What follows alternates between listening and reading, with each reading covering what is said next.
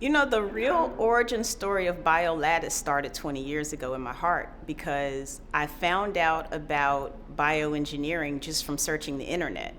And, you know, to the younger generations, you have to understand that in the late 90s, the internet had only just become efficient enough, like the search engines, efficient enough for you to search something. And when I found it, I knew that that's what I was supposed to be doing. And I just didn't know how it was going to happen. So the military was a last minute decision for me. I'm not interested in war or guns or any of it. Like I like happy movies, you know, and cartoons and stuff, you know. I don't do any of this. But back in the late 90s, they were sending flyers to your home to tell you about, oh, you know, trying to get you to join the military. And I always threw all of them away because I was like, I'm not doing this. But then I applied to the University of Pennsylvania and I was like, oh, okay, yeah, this is expensive. And so I was like, all right, I need to figure something out because I really want to go to this school, but I absolutely can't afford it. And so I said, okay, I'll join the Navy because my brother joined the Navy. So it's probably not that big of a deal if my brother did it. It's a terrible way to make life decisions. I didn't do my homework at all, but it worked out well. And I get there and I was just immersed in just so many different things. I just learning so much about navigation and weapons and military history, and just it was just this whole entire world that I was not expecting and was never looking for. And then on top of it, because I was in the U.S. Navy, I got to travel because you're on a boat and you're going to all these different ports, and so that opened up my world as well. And it was within the first 6 months of that where I said to myself, if I can do all of this, then I can refocus on what I was trying to do in the first place, which is bioengineering. So in its own way, the military, which was like a sort of a deviation, ended up pushing me back to where I wanted to be. So over the next 3 years or so of my military service, I was working part-time on a master's degree in biotechnology. And then from there, once I left, I got back into another program, and that's when I finished my PhD. So I'm starting with cornea because it's connected to my graduate school research. When I was at University of Illinois in Chicago, I was working on engineered cornea.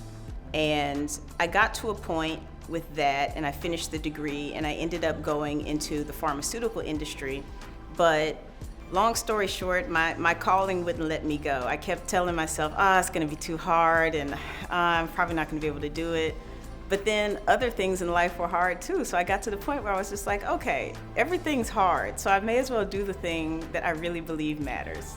And that's what brought me here. I started working on cornea again in 2017 with a research collaborator at Lehigh University.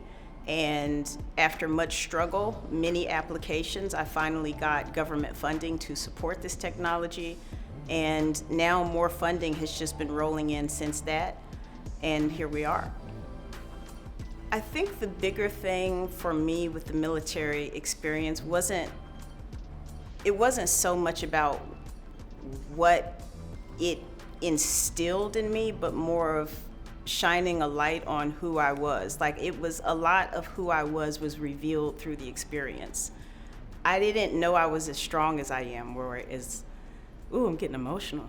I didn't know I was as brave as I am. You know, because I experienced a lot of just really unexpected things that challenged me on a personal level, and I didn't know what I was capable of, and I'm really thankful. So, this is crazy. I didn't know I would get emotional. I'm not sure. Maybe it would be something really simple, like be patient with the process. And that's so much of life.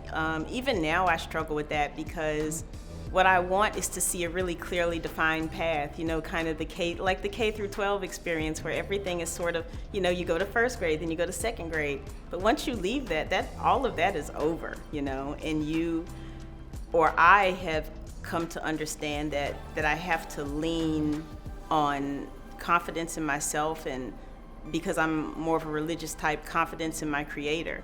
And that's hard, especially like as a, you know, sort of a type A wanting to control everything. But the continuous message to the me back then and to the me today is to be patient with the process.